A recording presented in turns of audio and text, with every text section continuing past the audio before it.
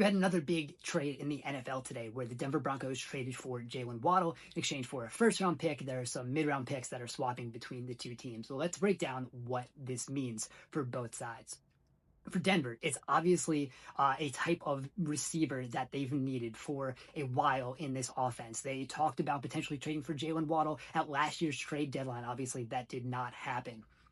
But what he does is he opens up a lot of this offense. The Broncos are a team that has been a lot of screens and deep shots. The deep shots have been hit or miss throughout the Bo Nix era. Last year, Nix was 26 in EPA per play on throws that targeted post or go routes, despite having the second most attempts on those two routes behind Matthew Stafford.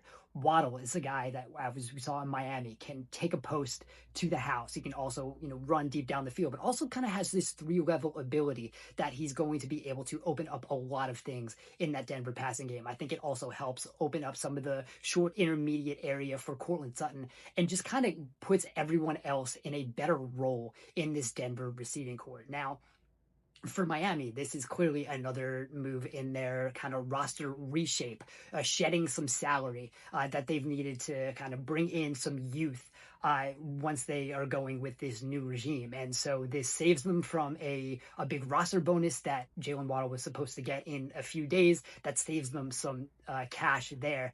But now they have 11 picks in overall. They have a whole bunch of top 100 picks, which is great, but also something that this isn't the best draft class that we've ever seen, but this is obviously something where the Dolphins want to start to get younger, replenish through the draft, but also a question of what does this mean for Malik Willis now, because Willis was just signed as a free agent quarterback. You thought he might have someone to throw to at least, keep that offense moving right now, but so far, now it's just going to be Malik Washington and Tutu Atwell are kind of the top two receivers for Miami. So I think that makes it a little harder to figure out what Malik Willis is and what is even going to be considered a success for Malik Willis in the 2026 season. So we will see how that goes. Obviously, a big trade, both teams kind of telling us where they thought they were and how they are expecting to move forward into 2026.